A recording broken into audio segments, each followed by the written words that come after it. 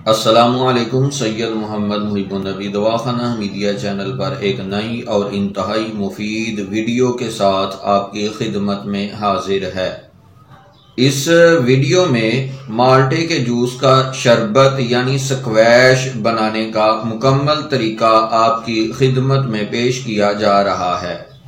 माल्टे का मौसम ख़त्म हो रहा है, थोड़ी सी मेहनत करके माल्टे की स्क्वैश तैयार करके महफूज कर लें।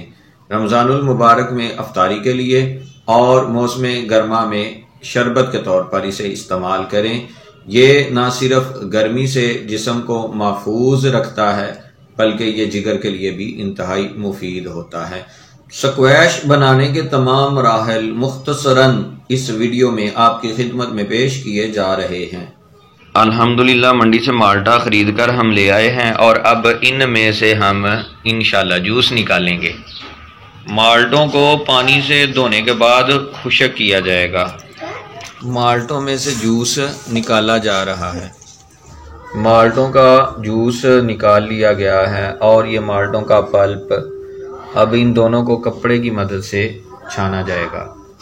जूस को कपड़े की मदद से अच्छी तरह पुन लिया गया है। किसी भी फल के जूस का शरबत बनाने के लिए सबसे आखिरी मरहले में कवाम किया जाता है। कवाम करने के लिए जूस अगर 1 लीटर हो तो इसमें 2 किलोग्राम चीनी शामिल की जाएगी।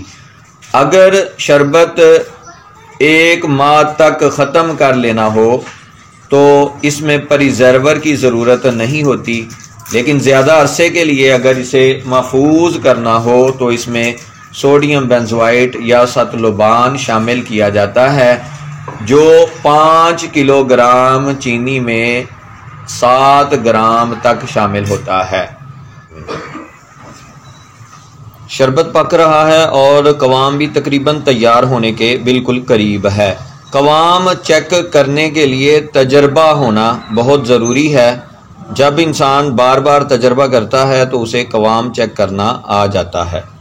दुआओं में ज़रूर याद रखा करें। मिलेंगे एक नई और इंतहाई मुफीद वीडियो के साथ। तब तक के लिए अल्लाह ताला की ज़ात मेरी और आपकी हामियों नासिर हो।